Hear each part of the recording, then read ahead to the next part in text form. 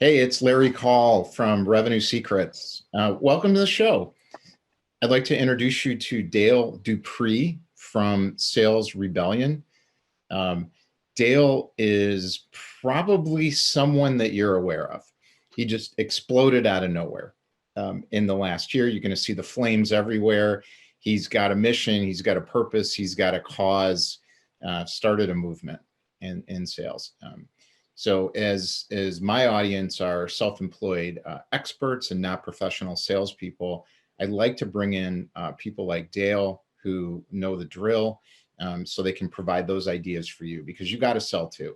You really are in sales, whether you like it or not, if you're an independent consultant or coach or small business owner or whatever. So first, so you got the green egg, Dale. I noticed that. Is there something called Florida barbecue? What's Um, your preference? there's not, but Florida's a melting pot, right? So because of that, you can kind of go down the street and get some Memphis barbecue, or you can go down the street and get some Texas barbecue. So there's a good mix of barbecue in the area. However, there is such a thing for everybody listening as like a more of a barbacoa, so like a Cuban barbecue.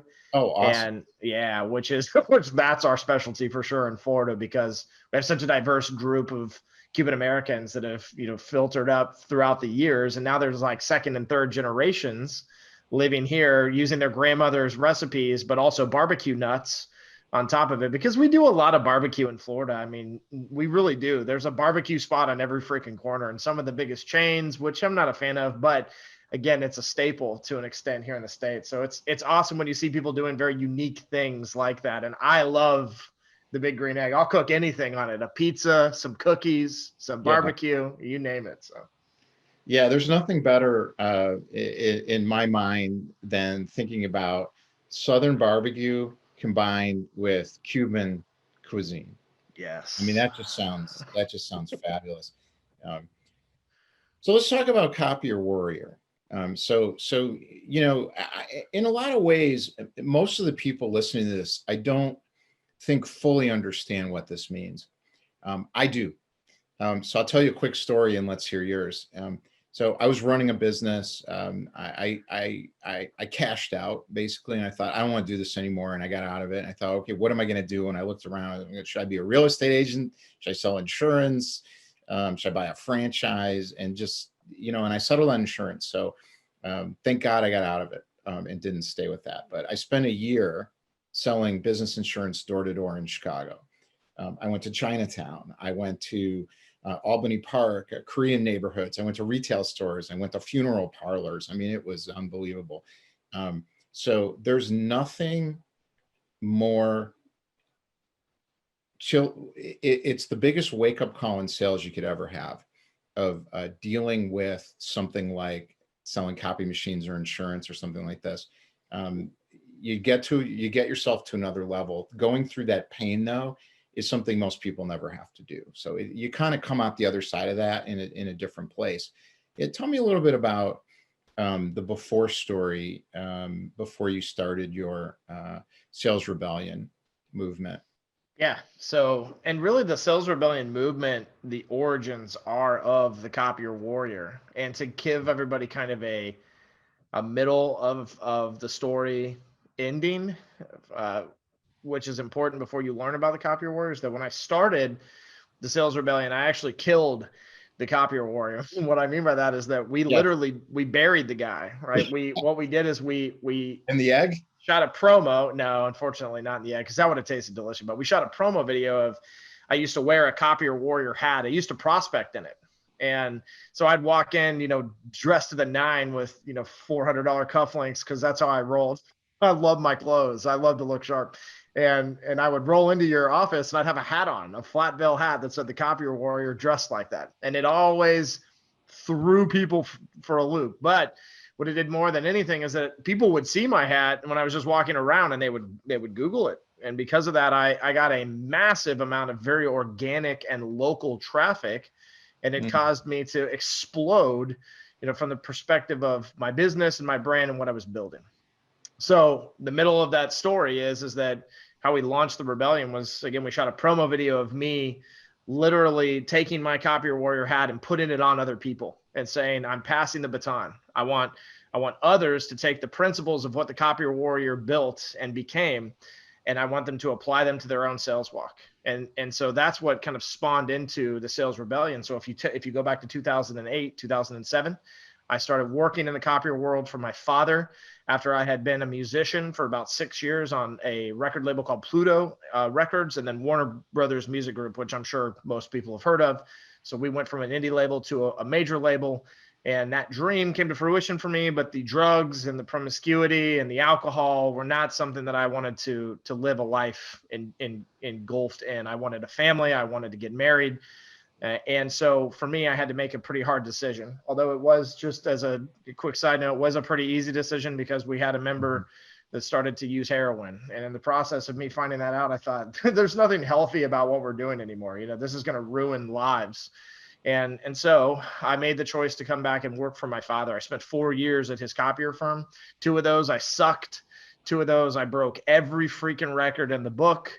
And by doing that, I brought us to a place where my dad could very healthily retire, so to speak, and sell off his business after 29 years of running it. So I went on to work for the new organization, and at the new organization, I became the #1 rep within about 90 days and eventually the VP of sales, to kind of give a synopsis of my journey there. But the granular stuff is that copiers are boring. They're a commodity. It's a mediocre sale is what it is. It's, hey, are you buying right now? Great. This is my cheap price. Dial, email, stopping until they sign. And until that happens, right, you don't have anything. You're not allowed to forecast it. You're not allowed. I mean, the copier world is cut freaking throat, right? So I sat back and said, well, okay, I see what's happening here. There's 17 competitors and this is why we do it. But what about the client experience? What about the people that we're serving? We're not taking them into account. So I wondered, if I were to give them experiences instead of pitches, if I were to create fellowship instead of negotiations, if I were to put my community first before my commission check, and I were to put people before the product, what would happen? And in doing so, I created the Copier Warrior brand, and I took off. I sold millions of dollars in copiers every year in net new business, so not reoccurring contracts. And I took an $8 million firm to 25 million and cashed out and basically said, like, I've done what I could do here. I've seen what I can create for myself. I went to the corporate world for just a little bit and recognized that I'm definitely not going to be able to change a corporation from within by any means. So I had to make a hard choice of, am I going to go work for somebody else or work for myself? And to be quite frank, it was a pretty easy choice. And working for myself was the answer. And the Sales Rebellion was born that day. So we have a parallel path in some ways. When I was in my 20s, I went to work for my family's business as well. We were manufacturers reps selling products into retail stores. And one of the things that I noticed happening was that there was a competitor right across the hall from us. Their service entrance was backed up against our front door, which really pissed me off. And what I noticed was that they had a sales team and they were out getting business, and we were waiting for the phone to call. What prompted this in my mind, I wasn't thinking about this story when we were first talking, but you said 2 years to figure it out. It took me 2 years to figure it out. Wow. And what that 2 years consisted of was driving around in a van, going from store to store throughout the Midwest with nobody buying because they felt our product was too expensive. But I built a community of relationships through doing that. And that's what made the difference. So when the market taste shifted, I was there and it worked and they started to buy. So let's talk a little bit about that. So, you went from commodity selling generic tactics to creating a movement and a community, creating a brand, and it worked. What's the lesson then for independent business people who don't have that marketing branding skill set you've got, the hardcore street selling experience? How do they do this for themselves? Yeah, I think truly the Rebellion and the Copier Warrior and everything I did was just a small piece of my radical authenticity. That it didn't really have a lot to do with my street smarts or my aptitude or my business acumen. That those things kind of naturally played a role into my success so far. And so adapting and adopting everything that's happening in your life, and embracing, I should say, more than anything, will create more success for sure. But that if I didn't have all those things, that I could still tap into who Dale Dupree is at his core, that radical and very authentic piece of me. And this goes for anybody listening, and created the same exact thing that I have today without all the experiences, which is for me, which is just a vision of a legacy. It's a creative mindset around going to market, right? It is all these little things that make Dale unique, and as my mom would say, special. And I love you, Mom. And the other side of that, though, is that like those couple of ingredients can be different from person to person, and that's what makes it so authentic. Is that I'm not Gary Vee, I'm not Grant Cardone, I'm definitely not any of the the sales hacks that are out there by any means. There's some good ones, but for the most part, it's why I started my rebellion movement to begin with, and it's not as if we're rebelling against those people. We're just rebelling against this identity of what sales has been stereotyped into. And so it's a big picture thought that starts with your authentic self, that in your heart is something you believe and that you want to live by. And I'm going to tell you right now that what's crazy about when I started to do the things that I did is that people came out of the woodworks, even as the copier warrior, and said, I've always wanted to do this. And as a sales rebel, people have said, I'm a sales rebel too. Like I've always looked for a tribe like this. I've always wanted to feel welcomed into a sales community. It always felt like an outcast. And so that feeling, that gut feeling inside is trusted, because I'll tell you right now, there's a lot of people that share it and that they just haven't tapped into it. So it's your job to make sure that it's exposed so others can believe in it and be it. What's interesting to me is that there are many people out there talking this language. And I don't know if it started with Simon Sinek's Start With Why video, which people can check out on TED, or there's other people, but there's a gap. And I think the gap is understanding the concept and the authenticity. So it becomes a marketing exercise with a whiteboard, where you're trying to whiteboard out what's my authenticity, what's my why. That is not going to work. So there's other methods to do that, to get into your core. And that's what I hear you saying, is that this comes from your father, this comes from your mother, this comes from your family, this comes from deep inside you, from way back. I think a lot of people listening, maybe you can't answer this question, but how does somebody get there if they have not been able to, or don't feel they can tap into that kind of power? Yeah, so one of the things, though, I would say too is that there's actually 4 questions, that we should ask ourselves. Like, why is just one of them. There's also the what, there's the how, there's the when. So so there's more than just that single question. So what I would say is, like, for people that are a little bit more, they're less fuzzy britches and rainbows and Skittles, and they're more, I need facts, I need numbers, I need identity around truth that is logical.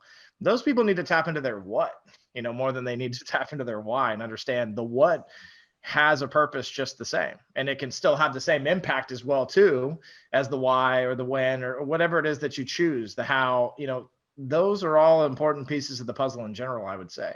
I think that the problem is that because we try to box everything into this one, the why is why people do have a problem connecting with it. I can't even tell you how many times I've had someone read Simon Sinek's book and they've come back and said, oh yeah, it changed my life. And I say, well, what's your why? And it's like the most generic thing you've ever heard somebody respond with. And you hear that and you go, no, those are the surface level reasons why you exist. From the perspective of, I work because I pay my bills, because I want my family to have a nice upbringing, right? Like, there are much deeper connections that we share in that thought with other people, with ourselves, with our legacy, that we're not expressing properly.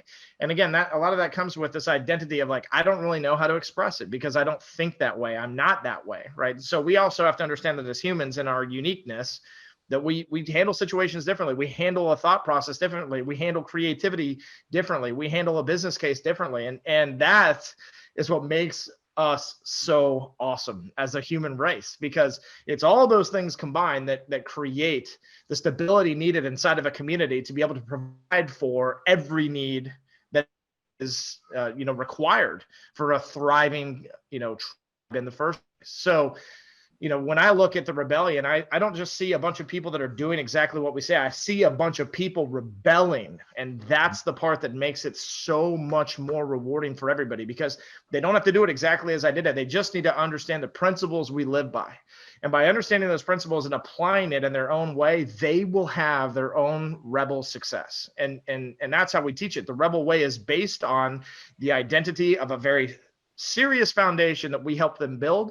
And then all of our sales training, particularly, I should say, the sales training methodologies are open forum. So it's this idea of like, hey, this is what a process should look like, but feel free to tweak it in a way that makes it compelling for you and makes it something that you identify with as well too. But remember your buyer, right? So we always, again, we come back to this center in all things. So I would tell people that it's about flexibility. It's about saying, like, you don't have to hammer in on your why as much as you just need to understand a purpose-driven life and what that is for you.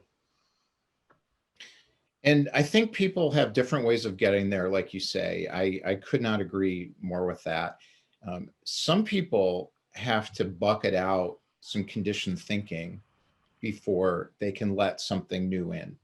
And that was my pathway. So I had to do a lot of work to get to the point where I could figure out what my uniqueness was, and actually apply that, like you said, into a business context with what am I doing and where am I doing it, and so on. So I think the lesson I'm taking away from you is I guess there's two things. One is that you got to dig deep and find your uniqueness. The second thing is you need some kind of a methodology and an approach to do that. You need an outside perspective to be able to get there. So what I'm not hearing from you is sales training tactics. You're not really a sales trainer. This is something a little bit. It's probably hard to put it in the box, right? There's no box really for what you're talking about here. Yeah, and I mean, and I live outside the box, and so it's a very comfortable place for me. Like my sales training methods, or my actual sales methodology, I should say, as a rebel and as the rebel leader, I am so confident in how that will change your life and your walk that I'm not worried about promoting it by any means. Mm-hmm. What I want people to understand is that that we do things different and we think deeper. Because if you are out selling a bunch of stuff, right, and you make $500,000 off of my product, as far as how I teach you, it is meaningless unless there's purpose behind every single thing that you've just built in the first place. Because if after work you're headed to the bar because you don't have a good relationship with your spouse back at home, and instead you're drinking away your pains, and if you're not showing up to your daughter's ballet recital or your son's first football game, these are things that are extremely important to your legacy. The $500,000 you made this year is nothing, and it will be forgotten a month after you die in the first place, right? If you're not leading with purpose, right? I sat in a room full of people in 2016 when my father died of cancer. And before I even turned around and looked at everybody, because I was very much in the zone, I was giving the eulogy, I was preparing myself to honor my dad. And I walked up to the podium and lost control of every emotion because I looked out at over 1,000 people in a room that only held 800-900, so it was people sitting on each other's laps and standing up against the walls. I mean, the sight was like nothing you've ever seen. And it changed me. And not that I hadn't already been cultured by a man that built that legacy to begin with, but that was the moment of proof for me and my family.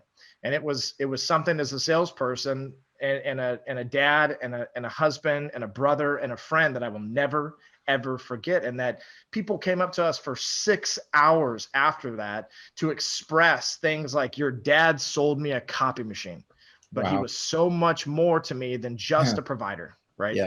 And because of that and that belief, it's why when I promote my business and I talk about what I do, I don't need the sales stuff, because I have the record and my students they speak our success for themselves. So Right. we don't need that part of what it is that we preach. Like what we do is just talk about the principles out loud. And if you're attracted to those principles, I promise you the things that we'll have you do from a sales perspective are not just doable and simplistic, right? Because sometimes this stuff sounds crazy, but it will also be impactful and it will have results for you in your business. And it's not 10xing and it's not being fanatical and dialing 150 people a Right. day. It's about being realistic and it's Mhm. about being human inside of the process. The idea of success is important to think about, and I think there's a myth around self-employment that is getting to what you're talking about, where there's this trap, and there's been a lot of books written about that, where if you work, and you're successful from doing all that work, but your clients own you, you have to do all of the work yourself. You've never built an infrastructure to support you, and you've destroyed your family life. You're not successful. I couldn't agree more with that.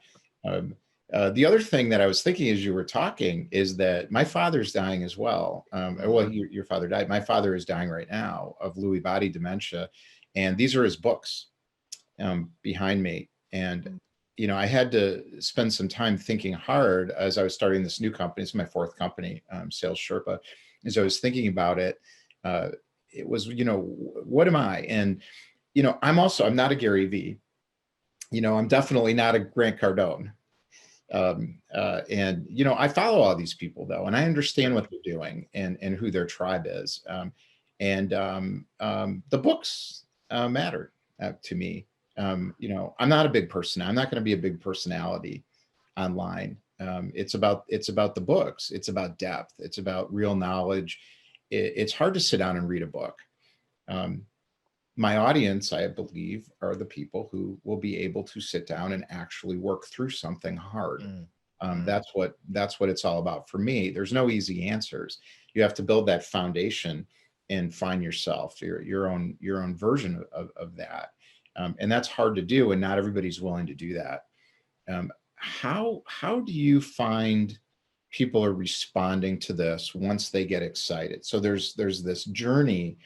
I think, if you think about an arc of a movie, or Joseph Campbell's hero journey story, the character is established, and then there's an enemy of some sort, and they realize they have to overcome that enemy, and then they have to go somewhere, and they get all excited because they see the vision and they know what they need to do. Well, then they end up in the forest, and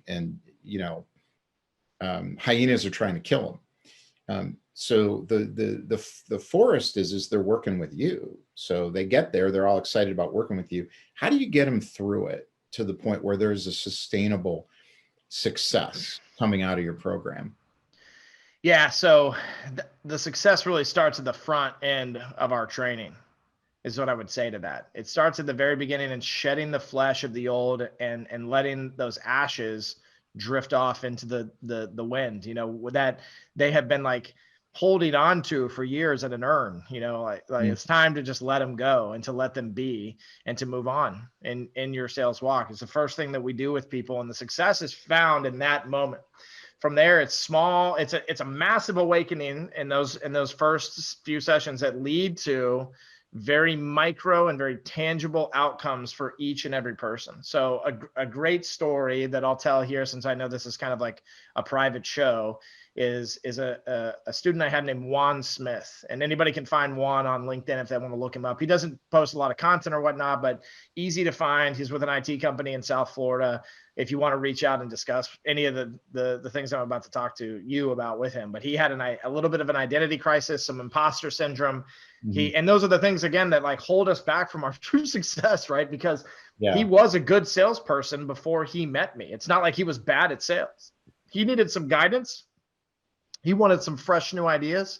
He had a problem that we fixed, right? So there's always going to be that side of it no matter what. But at the very beginning of our sessions, what we honed in on was his purpose. We have all of our students, they start in what we call the foundations of a rebel, which we call roots. And in Roots, they discover themselves. We talk about, do you battle with addictions? Do you have trauma from childhood that stems into rejection inside of sales, into fear of losing your job, into pressure from a quota, right? Because when we can identify where all these emotions come from, then we can beat them easier. And so in the process of that, we help them to write a mission statement. Salespeople don't have mission statements. There's companies out there that don't have mission statements. It's wild to me to even think that that exists, right? But it's extremely important. It's not hocus pocus. When you have a mission, ours is to tear down the walls and castles of the status quo and to build a kingdom with sales rebels, right? That's our mission statement. And when you have that statement, when you have that vision, when you have those core principles, everything changes. And so getting people like on this foundational level creates that awakening for them, which is again the macro where we start, right? And then micro, throughout the process where they call up and they go, dude, you'll never believe what just happened. I sent this email. I said what you told me. I got an appointment. I sent out one of the letters from the letter campaign that the Rebellion sells. And I was on my second letter, but the guy emailed me and said, these are awesome. I'm ready to do business with you. So the little micro awakenings are like a chasm, like all of a sudden out of nowhere, like these people are believing in not just my company, but themselves. And that is where it starts to take flight. We had a student straight up for 8 months. He trained with me. We do 6, 12, and then we have a lifetime membership, essentially, like when you get to a certain point. So we have some students that have been with us for 2 years, right? But this particular student had a 6-month plan. He signed up for 2 more months, right? And at the end of the 8th month, he straight up said, you have compelled me to start my own business. And so I'm going to stop training because I'm not going to have any money. But I'm going to take everything you taught me. I'm going to start a business and I'm going to go and provide myself my own success. And that's why we do what we do, not to pull the best reps out of their businesses and start their own businesses, but again, to give people purpose, right? The purpose starts at the front. Over time, it unveils itself, and then a vision is created throughout that process. So our salespeople, our sales rebels, right? And in the long game, the way that we look at it, in 30 years from now, we want them just to identify as rebels, right? I'm a rebel, right? I'm a rebel in all things I do. I'm a rebel as a father. I'm a rebel as a provider. I'm a rebel because I instill hope back into my community, back into my life, back into the people that I support and that provide for me even. That's the mindset that we're trying to build in people. Awesome. Thank you so much, Dale, for joining. This is fabulous. I hope that everybody gets to this in their life. It's transformative. You're really going to get what you want when you work through this sort of a process. I absolutely guarantee it. We've both done this ourselves, so we are not making this up, selling you something that can't be achieved. Dale's easy to find. Go to LinkedIn, look him up, sign up, reach out, talk to him, talk to his people. Thanks again. I really appreciate your time, and thanks to everybody for joining Revenue Secrets. Do you have, I know we're at 9:30, do you have a couple, like maybe 90 seconds to do a LinkedIn clip? Okay, I can do that. I forgot to do that. That's okay. I'm going to just leave it recording. So what we want is we want the headline. So to pull out the provocative headline, do you have an idea of what you think right now has been working for you to kind of get that, copywriting attention with the banner headline on LinkedIn? We can use that, start there. So like the first 50 characters or whatever 30 so characters in the top. Set it up is did you know sales training shouldn't be sales training, and then that's the thing, and then the clip supports that, and then the call to action is at Dale, at Larry in the comments. Yeah, so I think the thing that drive like our story, the way we tell our story about what problem we solve, is that people come to us because they feel that the way they're doing it doesn't work in the way that they want it to work, right? So there's that very selfish tendency to say like, all right, I'm trying to 10X, but it's not having the effect on me that I want. And so when they see rebellion, they think, okay, well, this is obviously against something, is usually where people start out. And again, it's not when they find more out about us, right? But that's usually the place that draws people the most. When they see a headline that's like, Yeah, a rebellion against the same old sales crap, you know? let's do that. Let me set this up. So Dale, tell me a little bit about, how does somebody know that they're a rebel? Really, a rebellion starts from within. And so rebels come seeking help from us at the Sales Rebellion, but what we do for them is to awaken the rebel within to begin with. And really that starts with this insight of reflection for yourself and awareness. Once you're aware from that particular perspective, from your own eyes, right? Your own vision, your own insight, you can understand better what it is you're doing is not what you desire. That what it is you're doing is just kind of floating along, hitting quota just barely, hitting your President's Club just barely, or not, right? And that you want something more than just these surface level goals that you're reaching toward. You want hope in your life. You want to create something that is more of a movement. You want to add fans and not clients, and you want to think outside of the box. So if you are ready, if you believe that you're a rebel, go down in the comments and just put in @Dale, @Larry Hall, I'm ready.